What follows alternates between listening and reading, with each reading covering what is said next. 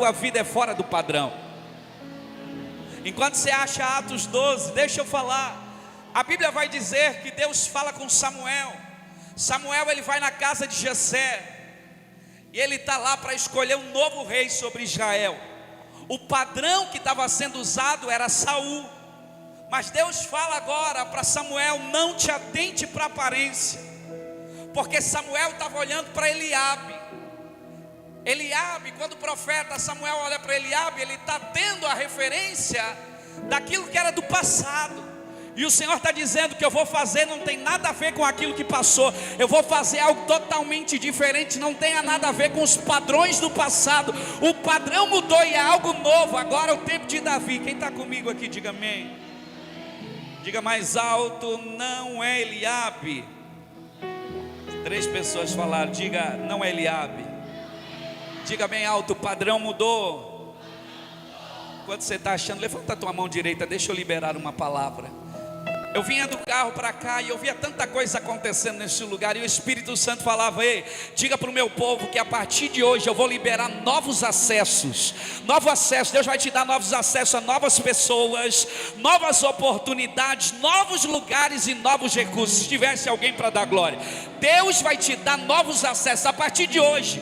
Essa ceia é uma virada de chave para essa igreja, para entrar numa nova temporada. Deus vai dar acesso a esse ministério, a novas pessoas, novos lugares, novas oportunidades e novos recursos. Quem toma posse dessa palavra? Aleluia. Eu creio naquilo que Deus está fazendo aqui. Existem lugares que Deus vai nos colocar, não é porque nós somos bons. O que Deus vai fazer ainda nesse trimestre que nós temos para encerrar o ano, não é porque você é bom, não é por causa do teu network, não tem nada a ver com a gente, tudo a ver com Ele.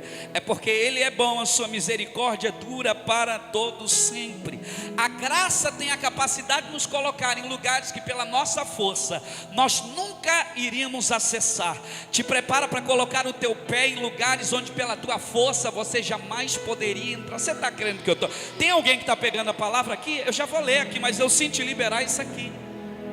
Quando Davi assume o reinado, ele vai perguntar: existe alguém da casa de Jonathan para que eu possa usar de benevolência? E lá no palácio, alguém lembra de Mefibosete? Mefibosete, aquele que teve um acidente, que já não caminhava mais, que aquela que era para proteger acabou machucando. E a Bíblia vai dizer que lá no palácio, alguém lembrou do nome de Mefibosete. Ele ainda não estava lá, mas por causa da aliança que Davi tinha com Jonathan, Davi disse: pode mandar trazer ele aqui, porque ele vai sentar na minha mesa. Eu vou restituir tudo aquilo que é dele por diante. Irmão, você não está entendendo. Você está aqui hoje, mas o teu nome já está sendo citado em grupos de WhatsApp. Você está aqui hoje, mas o nome dessa igreja já está sendo citado em alguns lugares que você não tem ideia. Mefibosete vai acessar um lugar que as pernas dele jamais tinham capacidade para estar naquele lugar. Eu vim aqui dizer que Deus vai colocar essa igreja, Deus vai colocar os teus pés, Deus vai colocar a tua empresa, Deus vai ativar o teu chamado a entrar em lugares que pela tua força jamais você seria capaz de entrar. Diga comigo: é graça de Deus. Deixa eu ler o texto aqui, porque realmente é um poder de Deus sobre esse lugar. Atos capítulo 12, versículo 1. Quem achou, diga amém. Por aquele tempo o rei Herodes mandou prender alguns da igreja para o maltratar. Mandou matar a espada Tiago, irmão de João. Vendo que isso agradara os judeus, prosseguiu mandando prender também a Pedro. E eram os dias dos asmos sem fermento. Depois de prendê-lo, lançou na prisão, entregando a 4 escoltas de 4 soldados cada uma para os guardarem. A intenção de Herodes era apresentá-lo ao povo depois da Páscoa. E assim Pedro estava na prisão, mas a igreja estava murmurando. É isso que o texto está falando, irmãos? Vocês estão lendo aí? A igreja estava fazendo o quê? Orando incessante a Deus por parte da igreja em favor dele. Versículo 6. Na noite anterior, um dia em que Herodes ia apresentá-lo ao povo, Pedro dormia. Pedro fazia o quê? Dormia entre 2 soldados, preso com 2 correntes, sentinela junto à porta. Guardavam a prisão. Versículo 7. Eis, porém, que sobreveio o anjo do Senhor e uma luz brilhou na prisão. O anjo tocou o lado de Pedro e o despertou. O que o anjo fez? Despertou, dizendo: levanta-se depressa. Então as correntes caíram das mãos dele. E o anjo continuou: coloque o cinto, calce as sandálias. E ele assim o fez. O anjo lhe disse mais: põe a capa e siga-me. Versículo 9: então saindo Pedro seguia, não sabendo que era real o que estava sendo feito pelo anjo. Ele pensava que era uma visão. Depois de terem passado a primeira, segunda sentinela, chegaram ao portão de ferro que dava para a cidade, o qual se abriu automaticamente, e saindo enveredaram por uma rua, e logo adiante o anjo se afastou dele. Então Pedro, caindo em si, disse: agora sei que de fato o Senhor enviou o seu anjo e me livrou da mão de Herodes e de toda a expectativa do povo judeu. Ao se dar conta disso, Pedro resolveu ir na casa de Maria, mãe de João, também chamado de João Marcos, também chamado de Marcos, onde muitas pessoas estavam congregadas fofocando. Elas estavam fazendo o quê? Orando. Quando ele bateu a porta da frente, a empregada chamada Rode foi ver quem era. Reconhecendo a voz de Pedro, ficou tão alegre, mas não abriu a porta. Ficou tão alegre que nem o fez entrar, mas voltou correndo para anunciar que Pedro estava à porta. Então os outros disseram: você ficou louca. Ela, porém, persistia em afirmar que era verdade. Então disseram: é o anjo dele. Enquanto isso, Pedro continuava batendo. Quando abriram a porta, viram-no e ficaram admirados. Olha para quem está à sua direita e à sua esquerda, diga: você vai ficar admirado com aquilo que Deus vai fazer. Não falando desse jeito, ele nem acreditou. Repete mais alto: você vai ficar admirado com aquilo que Deus vai fazer. Alguém para crer nessa palavra, diga comigo: glória a Deus. Deixa eu dar um pano de fundo nessa mensagem para mim poder aplicar o que Deus tem para nós. A igreja do primeiro século, ela está passando aqui nesse texto por muitas perseguições e lutas. Herodes vem prender a Tiago, e ele não só vem prender, mas ele vem matar Tiago à espada. Herodes, vendo que os judeus gostaram daquela atitude, eles também vêm prender a Pedro. E não só isso, Pedro está numa prisão de segurança máxima, tudo está preparado. Amanhã vão julgar Pedro, vão matar também a Pedro. A Bíblia vai dizer que a igreja estava na casa da irmã Maria em oração. Na casa da irmã Maria sempre tem oração, né? Pedro estava prisionado, a igreja estava orando. E certamente era uma vigília de oração. Certamente é uma oração muito difícil, porque provavelmente a igreja que orava por Pedro também tinha orado por Tiago. E a minha pergunta já é: e quando você ora e Deus diz não? E quando você ora e a resposta não vem da maneira que você quer? Às vezes nós achamos que Deus é somente o Deus da porta aberta, mas Ele também é o Deus da porta fechada. Quem disse que Deus não estava no contrato que Deus não permitiu assinar? Quem diz que Deus não estava naquela situação que você não entendeu nada? Eu vim aqui pregar porque essa noite é noite de resposta para alguém. Não deixe, querido, as más notícias calarem a sua oração. Muitas vezes a situação que nós estamos passando, muitas vezes tem o potencial de querer nos calar e dizer para nós, mandar um recado: é o final, acabou. Tiago estava na agenda de Herodes para morrer, mas Tiago também estava na agenda de Deus para ser recolhido.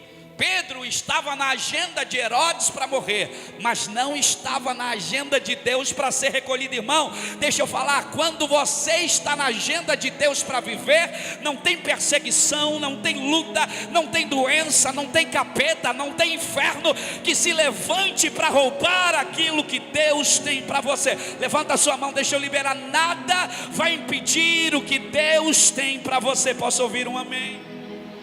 Pedro está guardado. Amanhã vão julgar ele, vão matar. Não sabe se chegou aqui exatamente assim.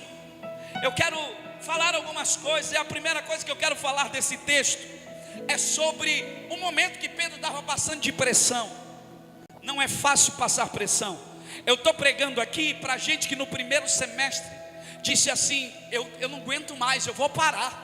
É muita pressão no ministério, é muita pressão na família, é pressão por resultados, é pressão por tantas coisas, é pressão dos inimigos, é pressão de quem não nos ama, mas também temos pressão de quem ama. Olhe para cá, a pressão nesse texto, Pedro está com uma pressão terrível da perseguição, da crítica, de gente falando mal. Ainda bem que aqui não tem, é só no sul do Brasil que acontecem essas coisas: perseguição, gente falando mal, gente criticando. Aqui não tem, diga misericórdia.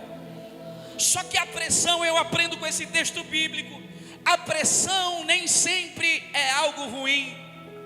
A pressão tem a capacidade de nos levar, olhe para cá, a pressão tem a capacidade de fazer você acordar às 3 horas da manhã, dobrar o teu joelho e orar. A pressão muitas vezes é o meio que Deus tem de trazer você para mais perto dele. E eu quero profetizar que a pressão que você está passando não é para te matar. A pressão que você está passando será o combustível para a tua próxima estação. Eu tenho aprendido que a história não é feita em lugares confortáveis. A história nos mostra que nós vamos passar por momentos de pressão. O motorista que estava me trazendo, o obreiro, ele me perguntava quanto tempo de ministério. Eu disse 20 anos. E ele disse: certamente, eu sei que você olhou e achou assim, como 20 anos se ele está com uma cara de 18, mas é mais de 20 anos de ministério. Eu vou fazer esse ano 40 anos. E ele perguntava: agora está tranquilo? Irmão, cada fase que você passar vai ter conquistas novas, mas vão ter novos gigantes, vão ter novos desafios, mas também existe uma unção específica para cada etapa da tua jornada. Mas toda ela vem acompanhada com pressões, e muitas vezes nós temos orado: Senhor, diminui a pressão. Mas a nossa oração não deve ser: Senhor, diminui a pressão. Senhor, eu quero mais do Senhor na minha vida. Quem está comigo, diga amém. A pressão, ela nos leva para novos níveis. A pressão, ela nos leva para novos patamares. Sem a pressão a gente baixa a guarda. Sem a pressão a gente se torna muitas vezes independente. Achamos que as coisas estão acontecendo na nossa força. E muitas vezes Deus permite algumas situações que não são fáceis. Eu fico pensando a cabeça de Pedro, preso, sendo um homem de Deus. Um amigo foi morto. Um homem de Deus que ele amava foi morto. Certamente o sentimento de culpa, o que as pessoas vão pensar, eu sendo um homem de Deus, passando por isso. Quem sabe eu estou pregando para alguém que está dizendo assim: olha a luta que eu estou passando, olha a adversidade que eu estou passando, e eu sou um homem de Deus. Quem sabe tem te julgado, e você está dizendo: estou numa pressão louca, parece que eu vou ficar maluco, parece que eu vou ficar doida. Você está de repente sendo atacado por sentimento até de depressão, de ansiedade, de pânico.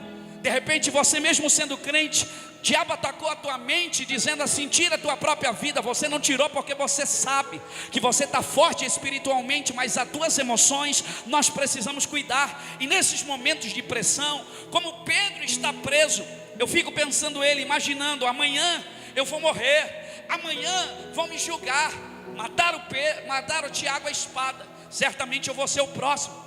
Além da perseguição, além da calúnia, além de saber que tem gente falando mal, de repente você está perguntando qual é o tema da mensagem. O tema da mensagem hoje é: não acabou, a promessa ainda está de pé. Você consegue falar para alguém que está do seu lado? Grita para ele: não acabou. Não, acorda ele, diga: não acabou, a promessa ainda está de pé. Ei, de repente você está dizendo: como? Eu já desisti. Eu estou pregando para alguém que veio aqui dizendo: se Deus não falar comigo, eu entrego o ministério. Se Deus não falar comigo, eu vou abandonar. Se Deus não falar comigo, vou mudar de cidade. O Senhor está dizendo: não. É uma noite de resposta. Tem alguns momentos que não são difíceis, são muito difíceis. Salmo 127, versículo 4 vai dizer que os filhos são como flecha na mão de um homem valente. Quem é um homem valente? É Deus. Nós somos as flechas. Aí ele pega você como essa flecha e você diz assim: agora vai acertar o alvo. Você fica feliz, mas aí ele pega você e coloca você aonde? No arco para enviar? Não, ele coloca lá na aljava, junto com outras flechas que estão esperando o tempo de Deus para ser enviado. Ele coloca você aqui na aljava para você aprender a respeitar o tempo e o processo de Deus, para que quando você for sacado para chegar a tua hora. E eu estou pregando para alguém que está dizendo assim: está demorando muito, Deus falou que ia acontecer, mas parece que esse tempo de espera é insuportável. Mas de repente vem uma mão, aleluia. A Bíblia vai falar em Ezequiel: veio a mão do Senhor sobre mim. Em Jeremias 18 veio a palavra. Mas quando a palavra não te move como era para mover, ou melhor, quando você não dá uma resposta à palavra, a mão vem sobre você como veio sobre Ezequiel e colocou ele em um lugar. A Bíblia vai dizer então: vem essa mão, saca você da aljava. E agora você diz assim: agora chegou a hora. Aí tem o guerreiro, que é Deus, tem você, que é a flecha, mas está faltando algo. O que é? O arco. O que é o arco? A igreja. Porque ninguém é enviado sozinho. A flecha não se lança sozinha. A flecha precisa do guerreiro, que tem um propósito e sabe o que ele vai fazer, mas ele usa o instrumento da igreja como um arco para posicionar você. E agora ele te coloca no arco. Só que agora a próxima coisa que ele vai fazer, ele precisa trazer você a ver o que ele está vendo. Ele precisa trazer visão para você. Então você precisa estar vendo o que o guerreiro está vendo. Tem alguém que está comigo aqui? Diga amém. Só que agora você diz assim: agora eu vou para frente, agora a promessa vai se concretizar. Mas o que ele diz? Não vai para frente.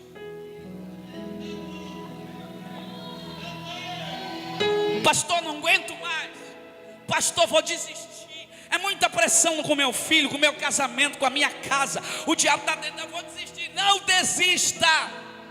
Essa pressão não vai te matar. Quanto mais na tensão ele te puxa para trás. Irmão, sabe por quê? Porque primeiro ele te dá visão, mas agora ele vai te dar a segunda coisa. Ele não vai só te... Irmão, não adianta apenas ter a visão desse ministério. Você tem que ter o mesmo sentimento com a visão da liderança. Porque tem gente que diz assim: eu conheço a visão, mas não tem o mesmo coração. Por isso que ele tensiona. Você diz assim: eu já estou vendo, mas agora ele te puxa. Você já teve a sensação que Deus está assim: agora vai, mas você parece que está caminhando para trás? É porque ele está te tensionando para trás, para perto do coração. Porque o guerreiro, irmão, Marcos capítulo 3, versículo 13. A gente, antes de Jesus enviar os discípulos, ele chama o que ele quis para ele, e depois os enviou. Sabe qual é o nosso problema? Queremos ganhar o mundo inteiro, mas não queremos vir para ele. O nosso maior chamado não é ir. Antes de ir, você precisa vir para ele, para depois você ser enviado. Tem alguém comigo aqui? Então essa pressão, quando ele diz chegou a hora, vai, tempo da adoração. Quando ele diz chegou a hora, ninguém te para, o inferno não te para, Herodes não te para. Oh, aleluia. Tem alguém aqui que pode levantar a mão e crer nessa palavra?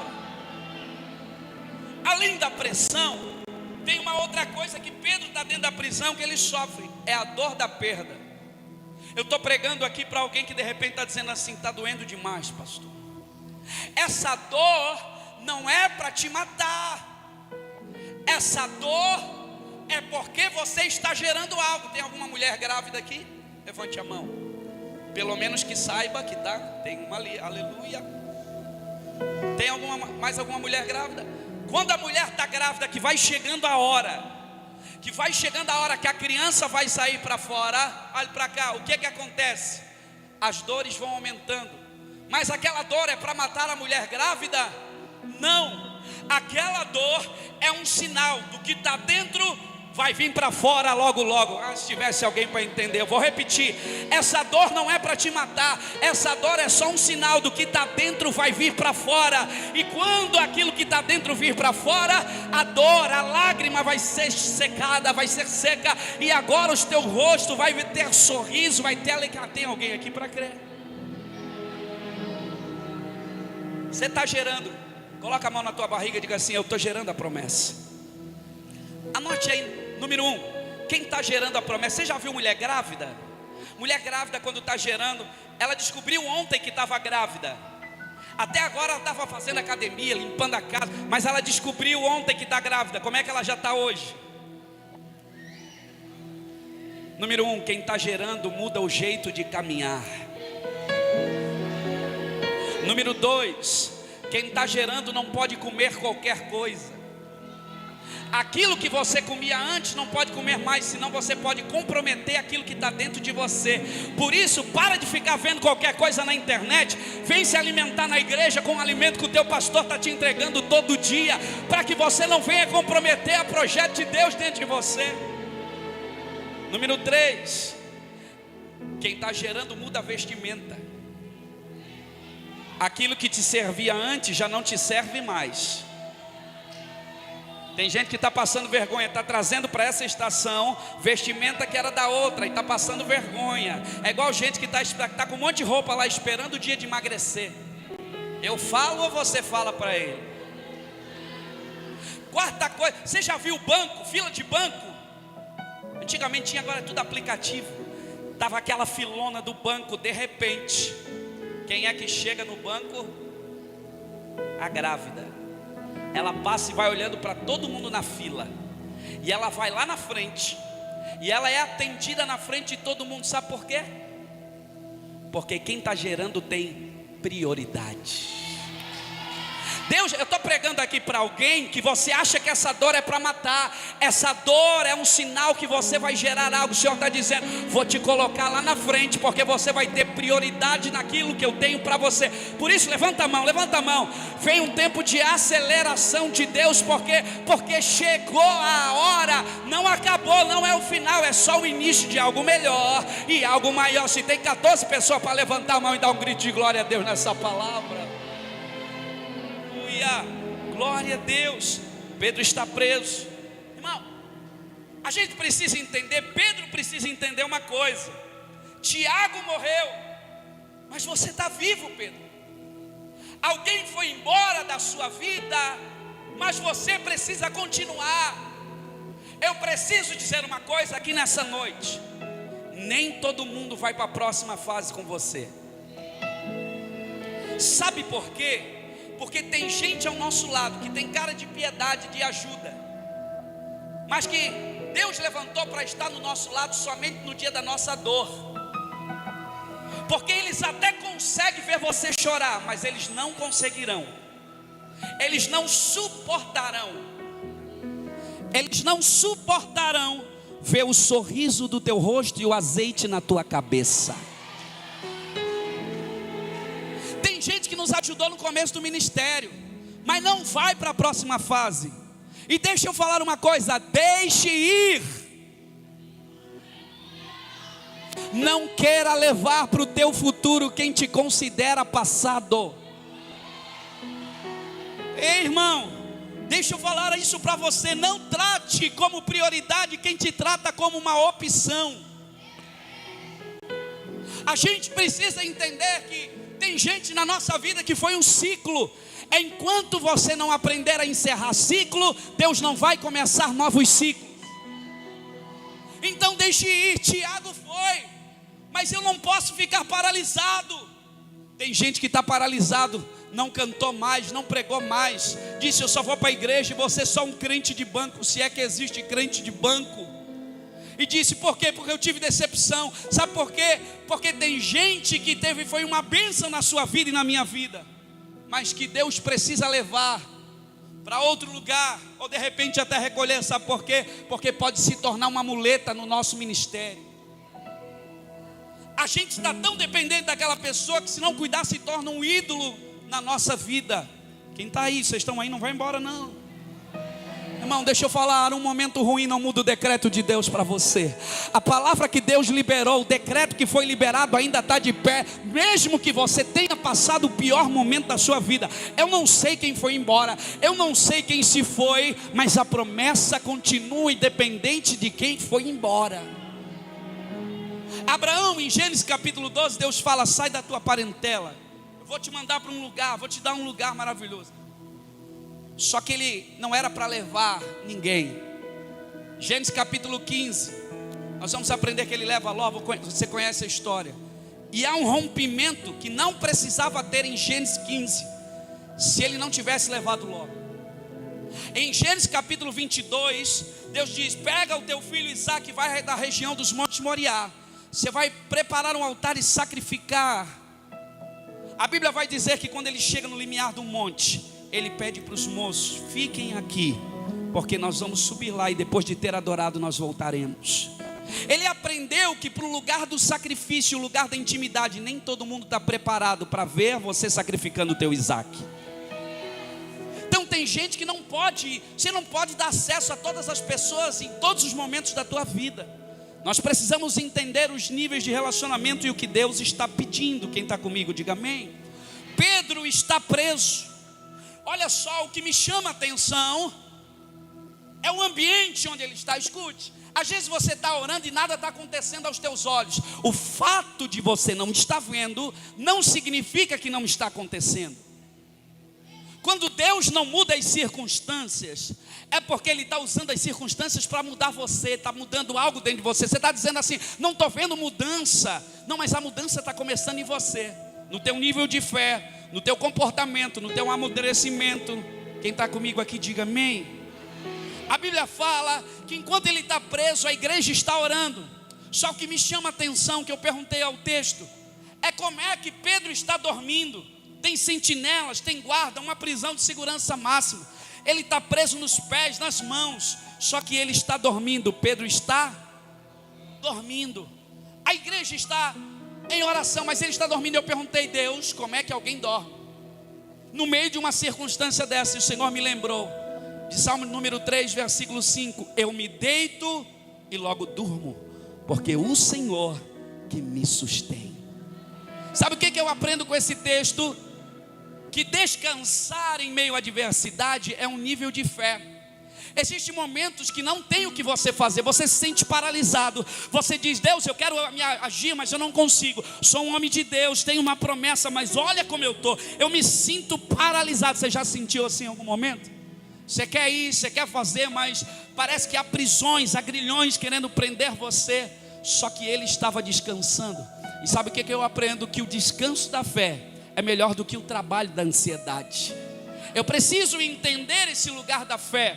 E a fé não é o firme fingimento, a fé é o firme fundamento. Então eu preciso entender essa fé de Pedro, que é um descanso no Senhor. A fé, número 1, a fé tem uma cara. Qual é a cara da fé? Alegria. Ninguém consegue entender um crente passando por uma prova, passando por uma luta. Ele está vindo para a igreja, mas ele está cantando, ele está sorrindo, ele está levantando a mão, ele está dando glória. Sabe por quê? Porque a alegria do crente não é determinada pelas circunstâncias que ele está passando, mas a alegria de um crente é conhecer ao Senhor e saber que o seu nome está escrito no livro da vida. Oh, aleluia! Alguém está alegre no Senhor? Levanta a sua mão, expressa a sua alegria e diga, obrigado, Jesus. Então qual é a cara da fé? Alegria. A fé tem um comportamento. A fé precisa ter uma atitude. Eu digo que sempre que muita gente é crente na teoria, mas é ateu na prática. Fala de fé, mas na hora de agir, a sua atitude não revela a sua crença. Então eu preciso crer com o meu coração, mas eu preciso ter uma atitude. Tem muita gente dizendo, porque eu tenho uma visão. E daí? Uma visão sem ação é uma ilusão. Ah, eu tenho um ministério, mas o que você está fazendo com a palavra, com a visão, com aquilo que Deus colocou na tua mão, que Deus colocou você para servir o seu pastor, a sua igreja? Até quando você vai esperar, irmão? Quando Deus te entrega uma promessa, é igual uma mesa de madeira. Ele não entrega a mesa pronta, Ele entrega uma árvore. E você precisa ter a visão da mesa pronta. Ele vai te dar as ferramentas, mas você precisa entrar no processo e construir aquilo que Deus mostrou para a visão, para você. O problema é que nós queremos ministério pronto. Nós queremos que o pastor abra a igreja pronta, com tudo pronto, entregue a chave na nossa mão e dizer, vai, querido. E ministério não é assim, vai ficar esperando sentado. A unção é uma consequência da resposta que você dá ao serviço e ao chamado à direção da igreja local. Quando o pastor te chama para fazer algo, o teu chamado de coisas grandes começa quando Deus está vendo você limpando o banheiro. Aí Deus está lá com a foto, tirando a foto de você. Vai, lindão, vai, porque você não está entendendo nada agora, mas quem é fiel no pouco, Ele vai colocar. E quem falou que aquilo também é pouco? Quem falou que essas coisas pequenas aos nossos olhos parecem ser pouco, mas no reino de Deus, aquele que serve é sempre o maior. Vocês estão comigo aqui? Repita comigo: a fé prospera no desconforto. Eu estou falando sobre a fé de Pedro. Sabe o que é fé? Dançar música do futuro hoje. Pastor, não entendi. Eu estava no metrô, tinha uma pessoa com fone, e ele cantava e dançava alto, e todo mundo dando risada dele. Aí o Espírito Santo falou no meu coração: sabe por que estão rindo dele? Porque não estão ouvindo aquilo que ele está ouvindo. Sabe por que muita gente julga a tua fé? Porque não ouviu aquilo que você ouviu da parte do Senhor. Por isso que diz assim: ela, quem é ela para viver esse sonho? Quem é ele para viver? Mas a fé vai estabelecer. Ninguém está vendo, mas se Deus falou e você está vendo, pega a palavra, porque a palavra profética vai se manifestar. Ei, anote o que eu vou falar: a fé não celebra depois, a fé celebra antes. Não é quando acontece que você celebra. Sabe o que é fé? É fazer o churrasco de gratidão antes de acontecer. Sabe o que é fé? É você estar orando por um carro e você começar a liberar a garagem, tirar o entulho da garagem e lavar. Ninguém está entendendo nada. Vão perguntar por quê? É porque eu creio que está chegando o carro aí. Fé é você começar a preparar o quartinho. Você não pode engravidar, mas nessa noite, depois dessa reunião, o Senhor está tocando nos teus órgãos internos agora. Ele está dizendo: ei, prepara o quartinho, começa a comprar o enxoval, porque a atitude de gratidão vem antes, celebra antes e não depois. Se eu dissesse para você que aquilo que é motivo da tua oração, aquilo que é motivo do teu clamor, aquilo que você tem orado e tem colocado diante de Deus, a salvação do teu filho, aquela causa na justiça de R$1 milhão, eu não sei qual é o motivo da tua oração. Se eu dissesse para você que agora, no meio desse culto, vai chegar o WhatsApp, vai chegar o e-mail, agora a resposta chegou, qual seria a tua reação? Não é possível, não é possível. Eu pegaria a cadeira, sairia correndo no meio da igreja, abraçaria o pastor, saia. Sabe por quê? Até mudou o ambiente, tem gente que começou até a sorrir. Sabe por quê? Porque a fé não celebra depois. Nosso problema é exatamente aqui, é que a gente está misturando fé com esperança. Um dia eu peguei meu telefone, eu gosto de contar essa história. Meu Deus, eu preciso terminar. Eu peguei o telefone e estava na frente do elevador, mexendo no telefone. Aí eu esqueci, perguntei: meu Deus, que demora da porta se abrir, por que a porta não abre? Eu esqueci de apertar o botão.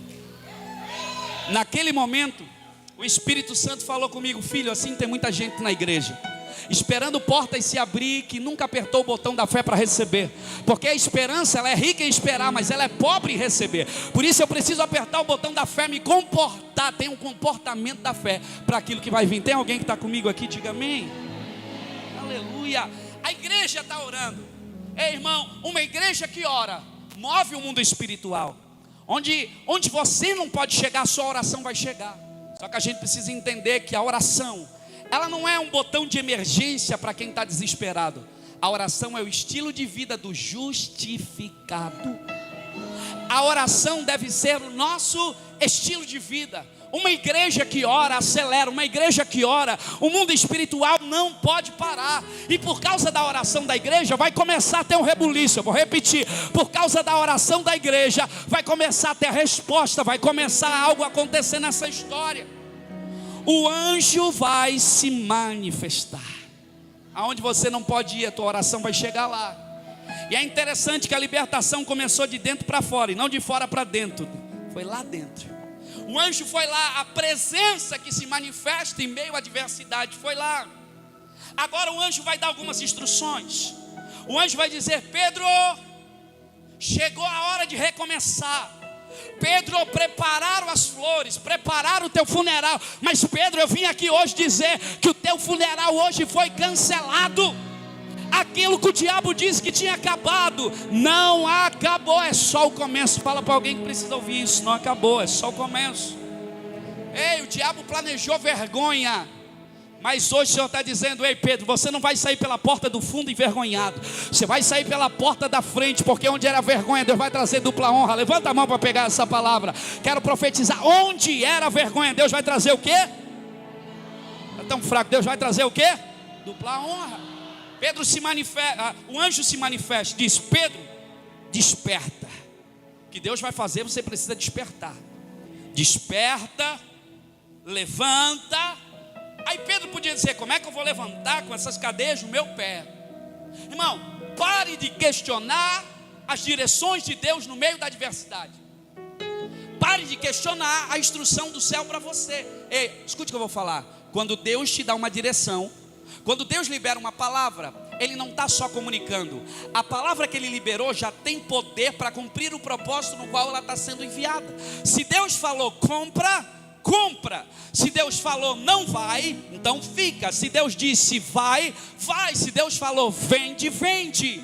Porque Deus não está só te informando algo, Deus já está preparando todas as coisas para aquilo que Ele mesmo falou. Já tem poder para acontecer o que Ele falou. Quem está entendendo, diga amém.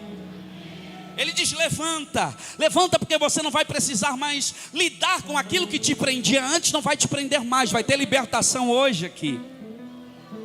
Ele diz, só que eu vejo um anjo muito tranquilo, eu não sei se era baiano. Levanta, coloca a tua sandália, coloca o teu cinto, pega a tua capa e segue-me. Irmão, se fosse eu, quando eu vi que as cadeias saíram, eu ia sair correndo. Aí eu perguntei: Deus, por que isso, essa tranquilidade toda? Ele disse: filho, porque da onde eu vou tirar? Não vai haver vergonha, tudo que é seu vai junto, vai haver restituição. Você não vai sair como escravo, por isso você vai receber sandália, porque você é filho. Você fala para alguém aqui, diga: você é filho. Eu poderia falar sobre a sandália, sobre o cinto, sobre a capa, mas eu não tenho tempo, eu quero terminar. O anjo vai na frente. Dá um tom aí para mim, por favor, uma tônica aí, pode ser um. O anjo vai na frente cantando. Deus vai na frente, abrindo o caminho, tirando os espinhos, ordena aos anjos. Cante. Ele abre as portas. Vamos lá, mais alto. Ele trabalha. Eu sei que você é pentecostal. Caminha contigo. Vamos. Erga suas mãos, sua bênção chegou. Olha para cá. O anjo vai na frente. Sabe qual é o nosso problema? É que no processo daquilo que Deus está fazendo, nós queremos ir na frente do anjo e achamos que nós temos o controle agora. Deixa ele na frente. Ele vai na frente, o anjo vai na frente. Eles passam a primeira guarda, e eu termino aqui, a segunda guarda e a terceira guarda, até ele ser liberto. Eu quero falar para você que todo o processo da tua dor, da perseguição e tudo que você passou nesses anos, e quem sabe nesse ano, quem sabe foi um ano mais difícil para você, que você disse: vou desistir. Sabe, pastor, deixa eu falar aqui nessa noite. Alguém aqui já pensou em desistir? Vontade de dar, mas passa. Ministério tem uma palavra que eu resumo o ministério: perseverança. Meu amigo apóstolo Luiz Hermínio, ele fala que ministério é uma chamada incrível para alguém inapropriado, para fazer uma obra impossível por um tempo indeterminado, com os recursos ineficientes. Tá bom? Então ministério não é para você parar só para descansar, não para desistir. Agora o anjo diz: vem. O anjo vai passar a primeira porta. Eu chamo a primeira limitação das 3 portas. Porque o que Deus quer fazer nos entender? Eu termino essa ceia falando: tudo que você passou não foi à toa. É Deus fazendo você, número 1, crescer em fé. Agora nessa porta eu entendo que Deus está querendo fazer eu crescer, conhecer a minha identidade. Essa porta aqui, identidade. Essa segunda, Deus está querendo fazer eu ter maturidade. E essa última, Deus está querendo que eu tenha uma experiência com a presença. Qual é o nome da primeira? Identidade. Vamos lá. A segunda é maturidade. E a terceira é a porta da presença. O que o diabo quer fazer é que você não conheça quem você é e o que você tem. Só que no meio de tudo que você passou, esses dias são dias que Deus vai revelar que você é filho de Deus, que você é herdeiro da promessa, que você é mais que vencedor, você é cheio do Espírito Santo. Se tivesse alguém para pegar essa palavra, você é santo, perdoado, amado, eleito, você é filho, co-herdeiro com Cristo. Alguém aqui, se a banda pudesse tocar comigo, você é o que a Bíblia diz que você é, irmão. Agora, Qual é a estratégia do diabo? O que faz, olha para mim, o que faz um anjo de luz se tornar um demônio? É ele querer ser quem Deus não chamou ele para ser. Todas as vezes que você quer ser quem Deus não te chamou para ser, você entra no processo demoníaco. Eu descobri uma coisa, como é que eu posso descobrir quem eu sou? A Bíblia vai falar em Apocalipse que os pés de Jesus são como um latão reluzente. Eu entendi a adoração, que quando nós estamos aqui naquele ambiente de adoração, prostrado em oração e adoração aos pés do Senhor, rendidos, contemplando os pés dele, se o pé dele é como um latão reluzente, eu não estou vendo, contemplando apenas ele, mas eu estou vendo o reflexo de quem eu sou nele. O lugar da oração, da adoração, o lugar da revelação de quem você é nele. Por isso que toda estratégia do diabo vai ser um ataque na tua mente, contestando a sua filiação. Se tu és o filho de Deus, você tem que fazer alguma coisa, não tem que fazer nada. O que me mantém não é o que eu faço, o que mantém é que eu ouvi da parte do meu pai: esse é meu filho amado, em quem me comprazo, em quem eu tenho prazer. Então aqui eu entendo a minha identidade. Eu termino dizendo, eu fui na casa de um pastor amigo meu e ele é chique. Irmão, vocês têm uma cara de chique, vocês têm uma cara de gente rica, digam amém, aleluia. Aí eu fui na casa dele e ele queria mostrar que a porta do condomínio dele abria só ele botando o rosto assim, identificação por imagem. Aí ele botou o rosto, não abriu a porta porque era pandemia, ele estava de máscara, a porta não abre. Fala para alguém que está do seu lado: de máscara a porta não abre. Para de você querer ser quem Deus não chamou você para ser. Para de querer ser copa de outras pessoas. Eu já tentei pregar quietinho, eu já tentei pregar mais polido, mas não é o meu jeito, é assim. Deus não vai ungir nada que é cópia. Deus quer ungir você do teu jeito, da tua maneira. É da tua maneira, é do teu jeito que Ele vai fazer. Alguém para aqui comigo? Mas olhe para cá, eu preciso passar o microfone. Tudo isso faz eu entender, entendi minha identidade. Vou caminhar por mais uma sentinela, mais uma porta. Agora eu entendo a minha maturidade, eu estou crescendo. Eu fiquei perguntando para Deus, por que eu ainda não desfruto de tudo que tem aqui? Você já se perguntou? Ele foi ao inferno para a gente ir ao céu. Ele se fez doente para a gente ser curado. Ele, sendo rico, se fez pobre para que na sua pobreza nós pudéssemos ser ricos. Ele se fez maldito para que eu pudesse ser abençoado. Ele foi como ovelha muda ao matadeiro para que eu pudesse receber uma voz profética. Mas por que eu não usufruo de todas essas coisas? Se Romanos 5 fala que Ele me chamou para reinar em vida. Ele está comigo, eu perguntei. Aí o Senhor falou: porque você é menino. Gálatas capítulo 4 versículo 4: porque se o filho for de menor, de nada ele difere do escravo. É filho, mas é de menor. Então, irmão, deixa eu explicar. Meu filho tem 15 anos, ele é doido para dirigir o meu carro. O meu carro já é dele, mas ele não pode dirigir porque ele não está habilitado a usar aquilo que é dele. Então ele não tem que conquistar o que é dele, ele tem que amadurecer para tomar posse daquilo que é dele. Não é questão de conquista, porque filho não conquista, filho herda. Ah, tem alguém comigo aqui? Filho herda. Cadê os filhos de Deus aqui? Então você já cresceu na tua identidade, agora você cresceu na tua maturidade. Entenda, a Bíblia vai dizer: pois a todos quantos receberam deles o direito de serem feitos filhos de Deus. Então a salvação, ela te dá o direito, mas a maturidade é que te dá o acesso. Você está comigo aqui? Agora, o Senhor falou: filho, eu dou muitas chaves para você. O pastor falou princípio aqui de fidelidade, de oferta. É uma chave, se você usar a chave, a porta abre. Agora, o Senhor falou: tem porta que chave não abre. Tem porta que só a presença de Deus pode abrir. E aqui eu termino. Existem coisas que a tua influência não vai fazer.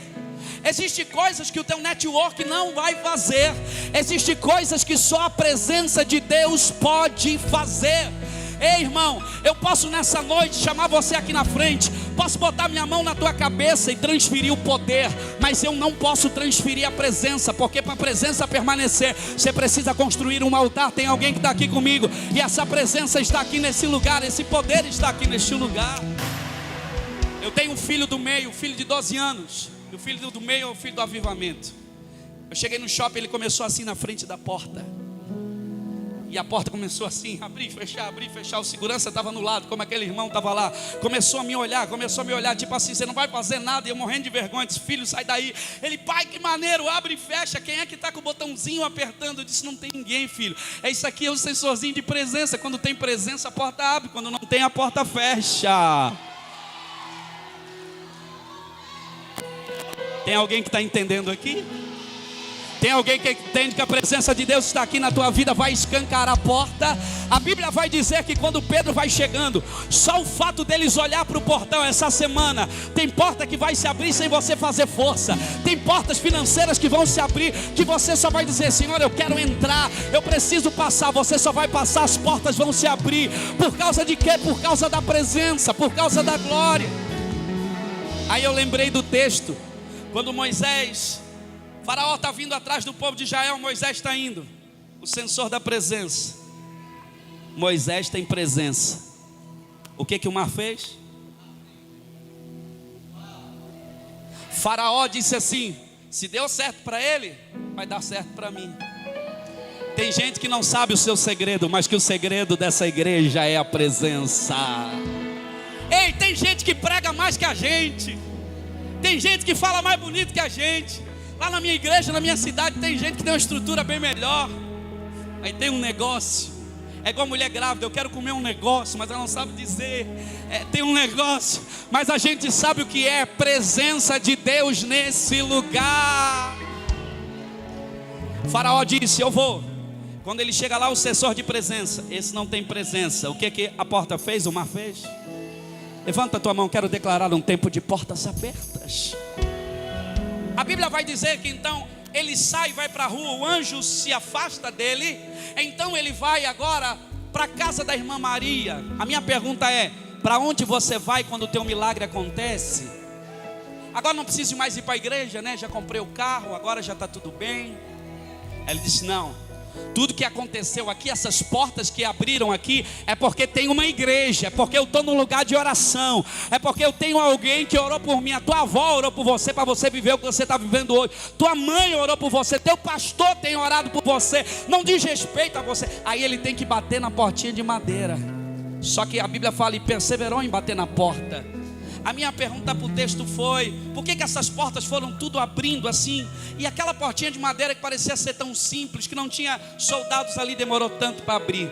Aquela portinha de madeira é para tratar com o nosso orgulho, para tratar com a nossa soberba, para a gente não achar que a gente é nariz empinado, que vai andando por aí, as coisas estão acontecendo é na nossa força. Então Deus sabe como nos tratar na portinha de madeira. Posso ouvir um amém? Ei, só que lá dentro tem uma igreja orando, clamando, Senhor, liberta Pedro, Senhor, faz um milagre acontecer. Mas eles não sabiam que o milagre, Pedro já estava a caminho. Eu vou repetir, você está entendendo? A resposta já estava a caminho. Eu estou pregando aqui, a resposta já está no caminho da tua casa, a resposta já está no caminho da... Aleluia. Tem uma resposta, fala para alguém que está do seu lado, um milagre vai bater na sua porta.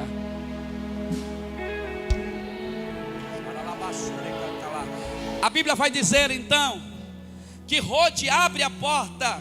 Ei, Deus já colocou gente lá dentro que vai abrir a porta para você.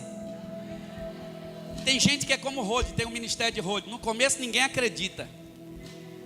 Meu ministério no começo, quando eu assumi a igreja, pastor, toda a minha liderança foi embora, porque não era mim. Sabe por quê? Porque no começo muita gente vai pagar para ver, mas depois, passado o tempo, irmão, por isso não queira se justificar na internet. Não queira mandar textão. O tempo e os seus frutos vão dizer que vão revelar o teu chamado, vão revelar a promessa que está sobre você. Então, Rode é alguém que pregou no começo e ninguém acreditou na mensagem dela. Disseram assim, você está ficando maluco. Tem gente que vai dizer assim, você ficou maluco. Tem gente que está orando por uma resposta, a resposta já chegou, ele acha que é coisa da cabeça. Não é, é milagre de Deus. Fica de pé para parecer que está acabando. Olha para quem está do seu lado, diga assim, você está pronto para recomeçar? Diga assim, você está pronto para a melhor temporada da tua vida? Diga assim comigo, em 3 dias. Diga comigo, terça-feira. Eu quero profetizar até terça-feira, em 3 dias. Algo vai acontecer na vida de algumas pessoas aqui. Uma ligação vai chegar, um pix vai cair na conta de alguém, um convite vai chegar, Deus vai fazer algo extraordinário, uma causa na justiça vai ser liberada. Quantos dias eu falei? Deus é especialista em fazer milagres em 3 dias. Ei, eu termino falando, Jesus sabe da tua dor. Sexta-feira, Salmo 22, Jesus, Deus meu, por que me desamparaste? A gente quer a glória da ressurreição, mas a gente não quer passar pela sexta-feira da paixão.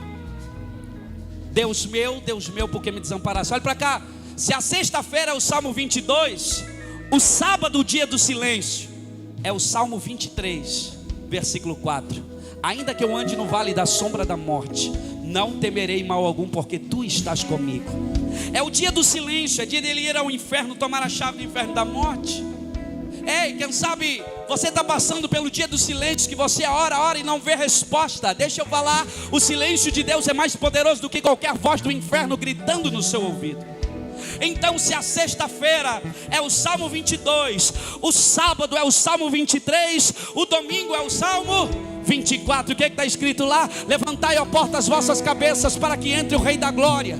Quem é esse poderoso? O Senhor, Ele é o Rei da Glória. Aqui, nós começamos a crescer nessa caminhada, começamos a colher 30 por 1, aqui 60, mas aqui é 100. Aqui Jesus é o caminho, aqui Ele é a verdade, Ele é a vida. Aqui olhe para cá, Ele diz assim, aqui, vinde vós que estáis cansados e sobrecarregados, eu vos aliviarei. Mas aqui Ele diz, quem quiser vir após mim, negue-se a si mesmo, tome a sua cruz e siga-me.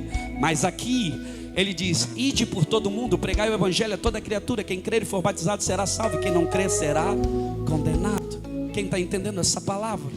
Irmão, eu termino aqui dizendo, não acabou. A promessa ainda está de pé. Fala para alguém, não é o fim, só está começando. Eu posso orar por você, fazer uma oração rápida? Coloca a mão na altura do teu coração. Querido Espírito Santo, nós estamos aqui nessa noite, Pai. Tua palavra foi ministrada nesse lugar, Senhor. Não sabe, algumas pessoas chegaram aqui nessa noite com o sentimento que foi o final, que acabou. Mas eu sei que a promessa, Senhor, ainda está de pé, independente de eu não estar vendo, de eu não estar entendendo, mas toda a palavra que o Senhor liberou vai se cumprir. Deus, eu oro para que essa semana seja uma semana já de sinais, ó Pai, de uma nova fase, de um novo tempo, de uma virada, de uma intervenção do céu, sobre essa casa, sobre essa família, sobre as finanças, nessa empresa e nesse negócio, Pai. Nós te louvamos pela Tua palavra, nós te louvamos pela Tua presença, que em todo esse processo a nossa fé está crescendo, nós estamos descobrindo a nossa identidade, estamos mais maduros, ó Pai, mas nós queremos conhecer a Tua presença, que nessa noite nós possamos sair daqui cheios da Tua glória, em nome de Jesus. Você pode dar a maior forte salva de palmas para Jesus? Mistura isso com glória a Deus, mais forte.